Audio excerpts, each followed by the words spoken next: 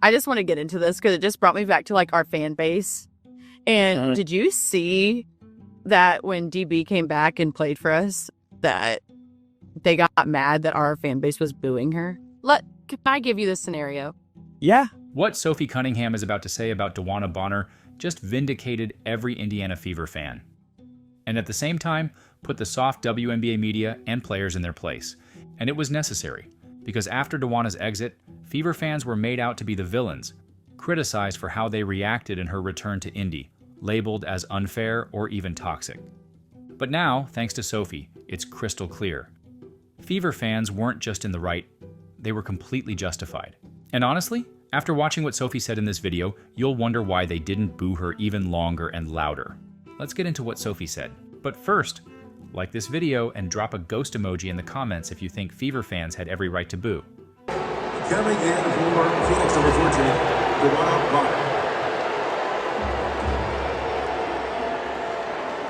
So this was the response when DeWanna Bonner returned to Indiana as a member of the Phoenix Mercury. And honestly, when you actually listen to it, it's not even that bad. I mean, compare it to what happens in literally every other pro league. For example, when a player injures one of your stars. 6 infielder Chase Utley.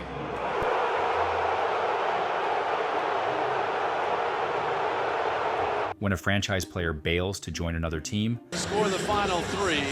Here he comes.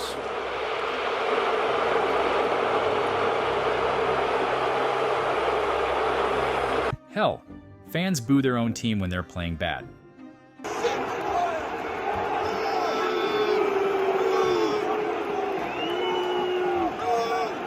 Caitlin Clark got razzed harder than this in high school.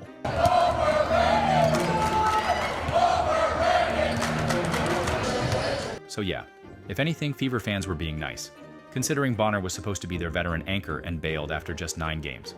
The Fever weren't just bringing her in as a role player. She was expected to be a veteran presence, someone who could steady the locker room and provide leadership for a young core. That made the sudden departure feel even more abrupt. But this is the WNBA, so of course everyone broke out the tissues. Right after the game, Bonner's new teammate Kalia Copper just could not wrap her head around why Indy fans would boo such a legend and such a sweet person. I don't understand, like, she's a legend, and just all the things that she's done for the league, and just the disrespect, I can't get down with it. They booed her. She didn't say a word to the crowd. People talk some trash to her, but we had her back. But it's just very distasteful for what their fan base is doing. And then it got worse. The media immediately pounced on Fever fans, as they always do, acting like booing DeWanna was completely undeserved. What are your thoughts when you see this vet, this like legend in the game, going out there and being booed? I mean, I wouldn't do it. I get it. She left Indiana. But she also left Phoenix at one point, and now she's back.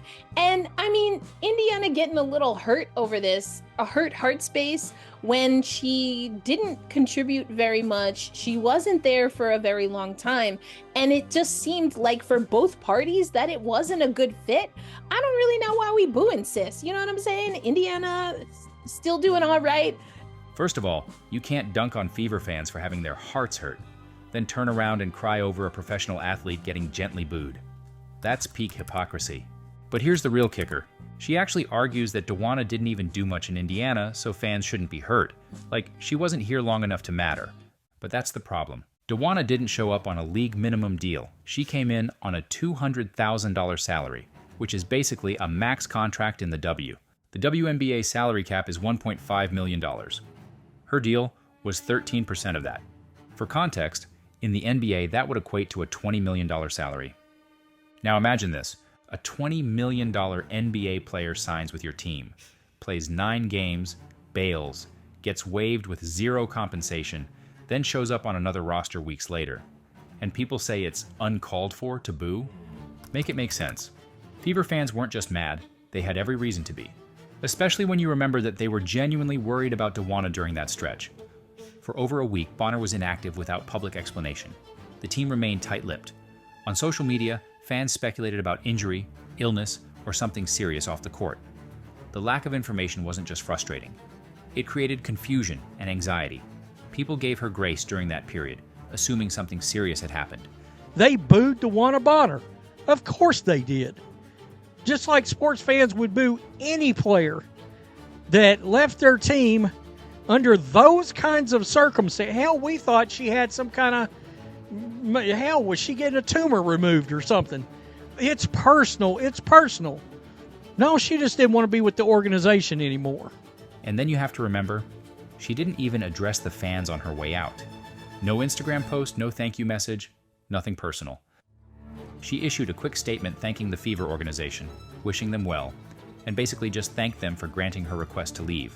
That's it. When a player leaves, generally speaking, a professional team, they tend to say something to the fan base as they're leaving. Hey, I appreciate, even if they don't mean it, I appreciate everybody supporting me, blah, blah, blah. Indiana Fever fans have been great. The organization's been great, blah, blah, blah. We didn't get anything. Compare that to other high-profile exits across sports. First off, most athletes don't bail on teams after a handful of games. But when they do leave, it's common for them to issue at least a short note of appreciation. A tweet, a thank you to the fans who supported them. Some will post photos or behind-the-scenes moments. There's usually some form of closure. So, DeWanna's silence said everything. And the boos were more than justified. The more I go through this, I honestly can't believe she wasn't booed mercilessly. Fever fans deserve a sportsmanship award for going easy on her. What DeWanna did was a masterclass in how to turn a fan base against you. But as it turns out, that was just the tip of the iceberg. Because now, Sophie Cunningham has come out and exposed just how messy, and honestly, how horrible, DeWanna's exit really was. On her podcast, Show Me Something, Sophie opened up about what actually happened behind the scenes. And let's just say, after watching this, any attempt by the media or other players to defend DeWanna is going to look really dumb. And no, Sophie didn't bash her. In fact, she opened with nothing but respect. Can I give you this scenario? Yeah. I like DB because like DB was one of my vets when I was in Phoenix, and then we gathered here into Indiana, and like it was kind of a surprise that she was signed to Indiana anyway, and so we'll take her in a heartbeat. Like she's a Hall of Famer, she's a hell of a basketball player, can score from anywhere on the court. But she got to Indiana and she just like really wasn't happy. And like I want people to be happy. So that's why I'm kind of like neutral on this one, which a lot of people are surprised about. She's towards the end of her career. So like she deserves her flowers. She deserves to be happy. But I also think that if you're going to leave. Yes, DeWanna Bonner is a surefire Hall of Famer. No one's denying that. And yes, players like Sophie and fans can absolutely respect DeWanna's career. But that doesn't mean she's immune to the consequences of her decisions. Where in any walk of life is that the case? If you get dumped, even if it's ultimately better for everyone, you're still going to be upset in the moment. That's human. But what Sophie shared next, that's what fans didn't know. And it's exactly why they should be even more furious. Was there explanation when it happened? No. Not even privately? Yeah, I mean, okay. That's tough. And, yeah, okay. Well, I did say what? Unless you leave on some fuck you type shit, and that's what that is, so. Yeah. Now, Sophie didn't go into great detail there. But she still said more than DeWanna ever said to her teammates. Because according to Sophie, DeWanna just left. No text, no call, no group chat message, no, sorry this isn't working, no, good luck the rest of the season, nothing. And this wasn't just a veteran leaving a team she didn't connect with. These were players she practiced with, traveled with, and opened the season with. There was no reported incident, no locker room blowup, just silence. So let's be real. That strongly suggests she didn't leave on good terms. In fact, it feels like the exact opposite. She iced the fans. She iced the team. And they were probably just as confused and concerned as everyone else. They may not have even known she had requested a trade. And when you hear what Sophie said next, it's crystal clear. This did not sit well with the team. I'm still rooting for her. Like, I want her to end her career and be happy. But I also think that, like, it's okay to be professional about it and, like, send a text to your teammates. Send a text and be like, hey, like, love you guys. Or you don't even have to say love you guys. Just like, hey, sorry this didn't work out. Good luck. Da-da-da-da. You know what I mean? Like, there's a way to handle that, I think. And remember, this is coming from a teammate who likes and respects DeWanna Bonner. So when Sophie Cunningham says that DeWanna didn't even send a single text to wish the team well, that goes way beyond a player not fitting into a system. That's not about coaching or schemes or needing a fresh start. That's a flat-out lack of respect for your teammates. And that's the last thing anyone expected, especially for someone like DeWanna, who was billed as a leader the second she arrived. You signed up for it. You can leave. You were refusing trade, you're doing all this, and you didn't even have the decency to tell the teammates sorry it didn't work out. You didn't even have that decency. Like, absolutely, this is one of the worst ways I've ever seen a player leave a club. As much as Sophie says she still wishes her well, you have to believe this was a gut punch inside that locker room. Because DeWanna didn't just walk away from the team, she rejected it. And she did it in the most disrespectful way possible. Now, Fever players haven't said much publicly, but just watch how they played when they faced her. They didn't need to say anything. They were ready for payback. Where it's like the players might be on her side on a personal basis, but like you saw that none of these players wanted DeWanna Bonner to touch the ball. None of these players wanted DeWanna Bonner to touch the ball. Not only score, like it was, she got swatted by Natasha Howard, and it's the happiest I've ever seen Caitlin Clark. It is the happiest I've ever seen Caitlin Clark jump up when Natasha Howard swatted her after she airballed. Like, they wanted to absolutely destroy her. You could see it. It wasn't just competition, it was personal.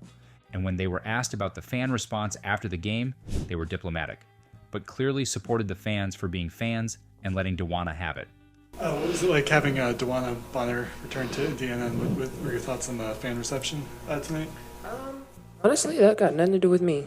I think DB returned because we were playing Phoenix, and so that happened to be that. The fans chose to do what they wanted to do, but for us it's about paying attention to what we have to do here, and that was coming in and getting a big win, which we were able to do. And while some WNBA players don't seem to get it, that's exactly what fans are supposed to do. Fans are supposed to be passionate. They're supposed to care about their team. They boo the best players on opposing teams all the time. It's about winning, not constantly bowing down and showing respect to every single player, but in the WNBA, any booing or harsh words is suddenly toxic. Well, unless it's about Caitlin, the Fever, or their fans, then it's open season.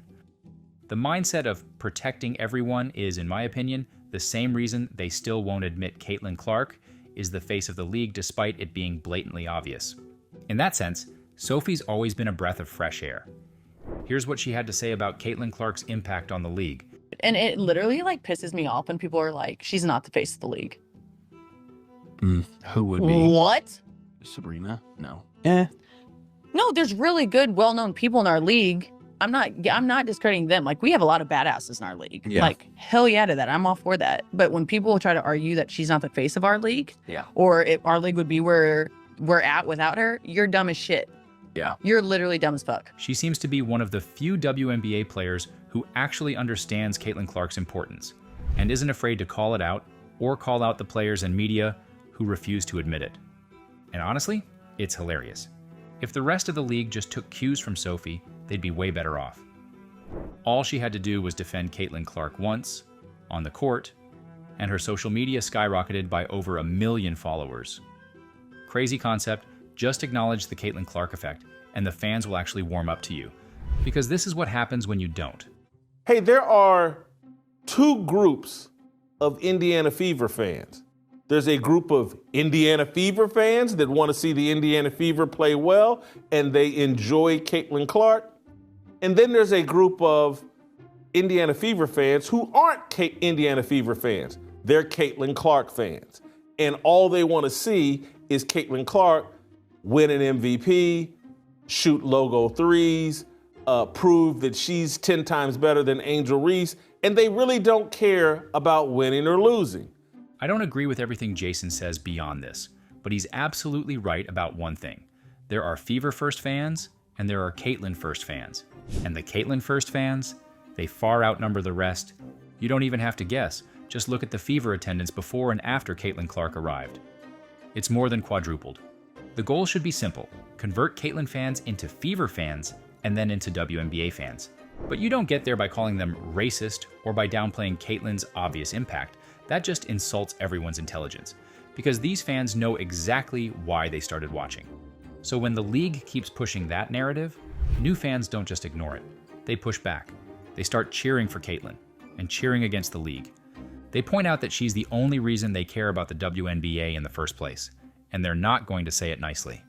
And when they do it, they get labeled toxic because they're not supporting the collective like the OG fans. And the cycle continues, which is exactly why the old guard will probably be up in arms over Sophie, because she's constantly calling them out. I give her a lot of credit for that because they're going to come for Sophie over this. I suspect in every one of these podcast episodes Sophie does, the mob is going to come after her in every one of them. But at least Sophie can take the heat. She's a rare breed in the WNBA, a player who actually understands how sports work, how fans operate, and what makes it all fun. She gets that passion, noise, and criticism aren't threats to the game, they're the point. Because I think there's two different types of players, though, that, like, some people can take a boo, and other players, kind of like me, which, like, fans are dumb, but that like, shit hypes me up. Like, I'm all for that. Like, if you give me that energy, then I'm on some, like, fuck you energy. But, like, that's what makes sports so good, too, is, like, just the competitiveness and, like, people hating each other, but also, like, the sport is bringing everyone together. Like, I don't know. I just love that. I mean, none of this is rocket science. Just look at how NBA stars who make tens of millions a year handle booing without crying over it.